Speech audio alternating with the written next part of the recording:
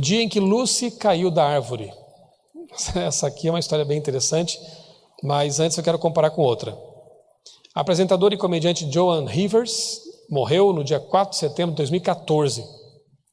Uma necrópsia inicial não conseguiu revelar a causa da morte dela.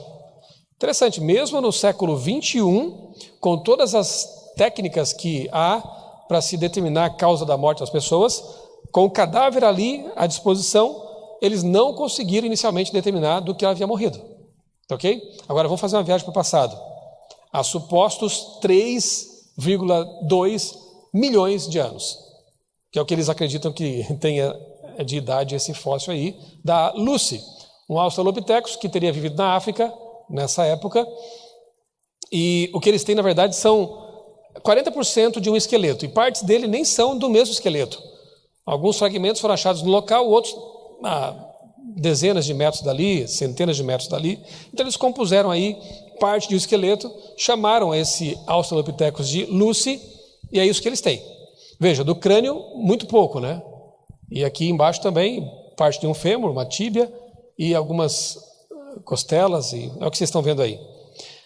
Interessante é que a pessoa que pesquisou mais a fundo esse fóssil, ele afirmou categoricamente que a Lucy sofreu uma queda de 15 metros de altura. Isso aí, mas tem mais. É esse senhor aí, ó. O John Kappelman, antropólogo da Universidade do Texas, disse mais. Além de ter caído de 15 metros de altura, ela esticou os braços no momento do impacto, numa tentativa de amparar a queda. Aí eu fiquei pensando, se no século XXI, com o cadáver inteiro, os cientistas não conseguiram, os médicos, legistas não conseguiram determinar do que a mulher morreu.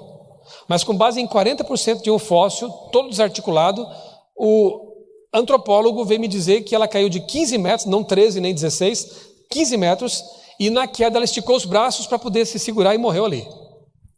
É demais, né? É muita ficção científica, né? E aí dizem que nós é que espalhamos as inverdades. E mais, essa matéria, esse artigo foi publicado na Nature, uma das mais importantes revistas de ciência do mundo. Tenta publicar lá um artigo bem embasado, bem fundamentado, mas que fala sobre o dilúvio, por exemplo. Pode esquecer, você não vai conseguir. Agora, que embasamento eles tinham para afirmar tudo isso aqui? 40% de um esqueleto fossilizado desarticulado. Era isso. Vamos lá, mais uma. Cientistas acham fóssil de primeiro humano de 2,8 milhões de anos. Olha que título bombástico. Infelizmente, muitas pessoas só leem títulos, não é verdade? Estão lá no ônibus, passam rapidamente pelo celular, veem os títulos, né? Ou passam por uma banca de jornais, se bem que isso nem existe mais quase, né? Mas dão uma olhada na capa ali, vem o título. Poucos vão ler o primeiro parágrafo, e menos ainda vão ler o segundo, terceiro e até o fim da matéria. Porque se você ler um pouquinho mais, grava o título, tá? O título é afirmativo, né? Cientistas acham fóssil do primeiro humano. Beleza, legal. Mais uma prova para a evolução, né? Com P maiúsculo. Vamos lá, vamos ler um pouquinho mais? Olha o que diz a matéria.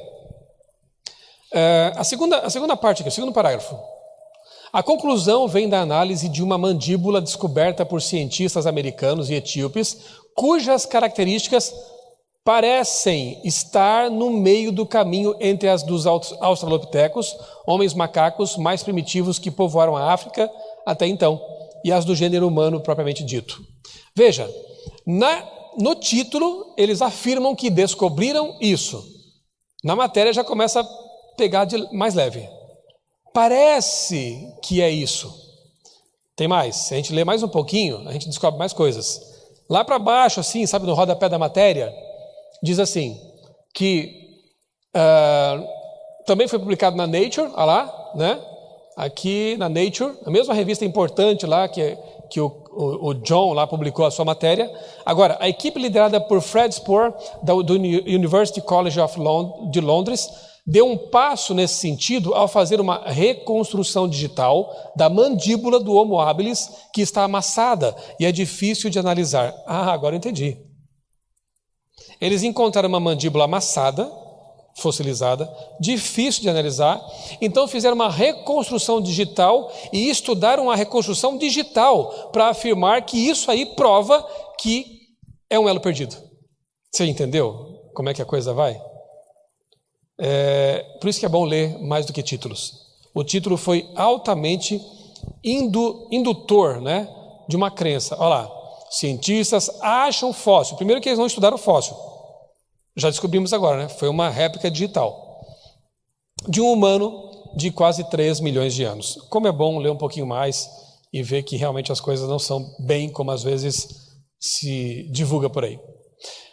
Essa aqui, então, eu achei o cúmulo do erro editorial, porque geralmente quem dá título é o editor.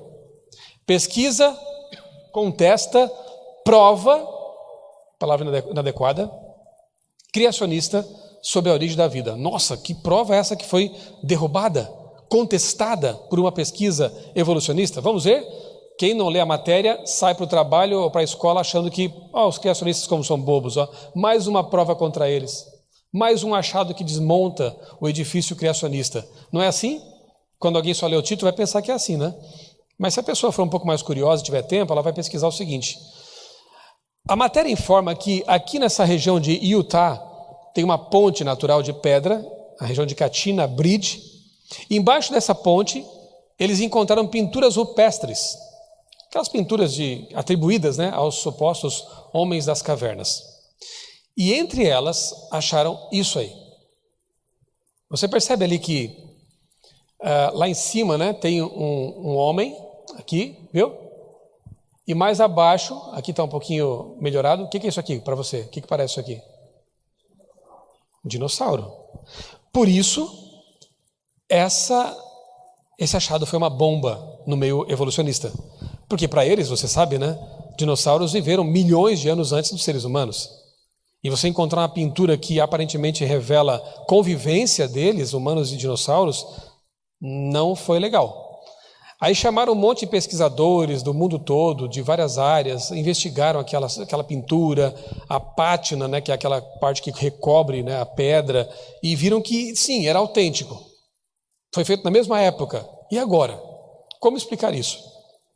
Quebraram a cabeça, pensaram muito, até que uma cientista fez uma proposta que satisfez a todos. Ela disse o seguinte: na verdade, o homem das cavernas não pintou um dinossauro, ele pintou uma cobra e a tinta escorreu bem no meio ali. Você achou graça, mas foi bem assim mesmo que foi publicado esse assunto. Convenhamos, ela desenhou muito pior do que o cara das cavernas, né? Olha lá, bem mais legal. 4 patinhas, bem desenhadinho, né? Ela vem, faz um desenho bem horrível e diz que só escorreu a tinta bem onde tinha que escorrer, para formar as patas. E aí, aqueles pesquisadores recolheram suas ferramentas, foram para casa felizes, porque finalmente alguém deu uma explicação para o assunto. Mas como é que dizia lá o título mesmo? Vamos voltar? Pesquisa, contesta, prova, criacionista sobre a origem da vida. Não entendi. O que tem a ver aquilo com a origem da vida, para começar? De que forma que ela contestou uma prova criacionista? Não tem nada a ver, é aquela falácia do non sequitur, né? Uma coisa não se segue à outra, não tem relação nenhuma o título com a matéria. Mas é assim que as pessoas às vezes leem o jornal e saem achando que o criacionismo foi superado, foi destruído e assim por diante.